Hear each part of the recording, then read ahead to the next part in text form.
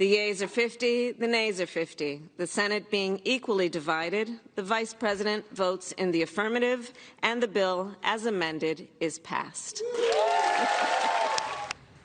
That was Vice President Kamala Harris breaking the tie yesterday, allowing Democrats to push through their massive $739 billion Inflation Reduction Act.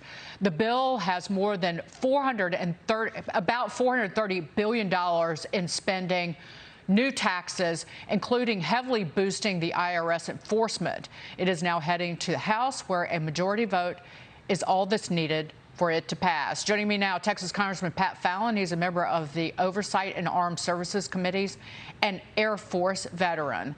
Congressman Fallon, what do you make of this spending monstrosity? Well, Dagan, thanks for having me on. And you know what I've learned in my 18 months in Congress is whatever the title of legislation, usually the result is usually the opposite. And what this bill is going to end up doing, it's going to hamper innovation, it's going to raise taxes on the middle class, and it's going to also increase prices and inflation. It's going to do the exact opposite of what they say it's going to do. And this is in a time where 58% of Americans are living paycheck to paycheck. And we have 41-year historic inflation. This is the absolute worst time to do this. Christian Whiten, jump in here. $369 billion spent on climate and energy programs. So more incentives for rich folks to buy electric vehicles.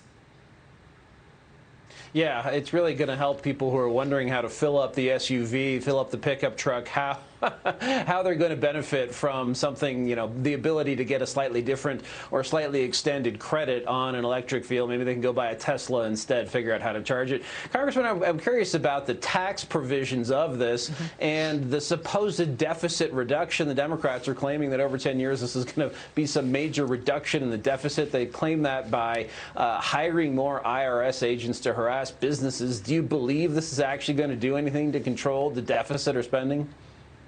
No, I really believe it's going to increase the deficit, quite frankly, and we're going to also see a rise in inflation as well. And you know what? I don't want to hire 87,000 new IRS agents. I want to hire 87,000 new Border Patrol agents. So I think they got that a bit mixed up. But unfortunately, this is what happens when Democrats are in charge.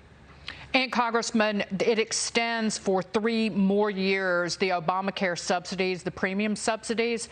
That runs more than $20 billion a year. That's a 3-year extension. We know that will never go away. And so this is an entitlement expansion. And so when we take issue with the way, say, the CBO analyzes this, you need to assume that this entitlement is here to stay. And it's the danger of the government spending expansion that we saw in the name of fighting COVID.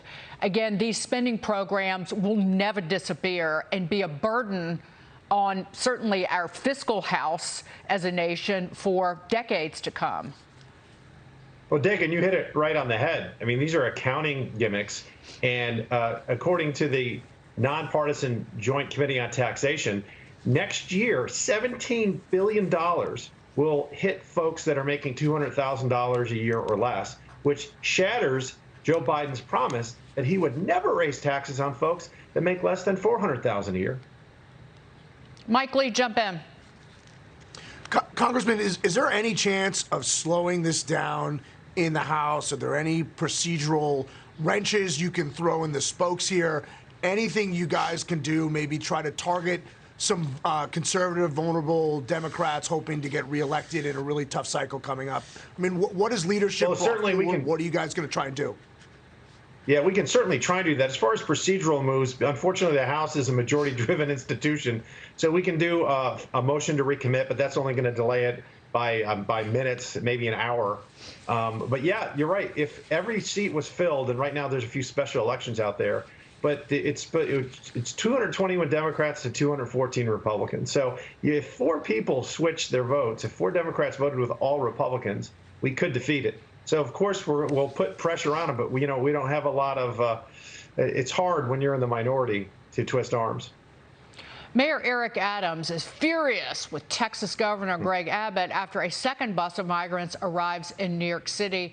The mayor here blaming crime in his own city for why migrants might choose not to come here. Listen to this, Congressman. This is horrific when you think about what the governor is doing, the governor of Texas. We were led to believe about 40 people should have been on that bus. Only 14 got off. So we're not sure that because of the fear that something's going to happen to them if they would have come to this location, that people got off earlier. Adams is now asking for federal help to deal with these small bus loads.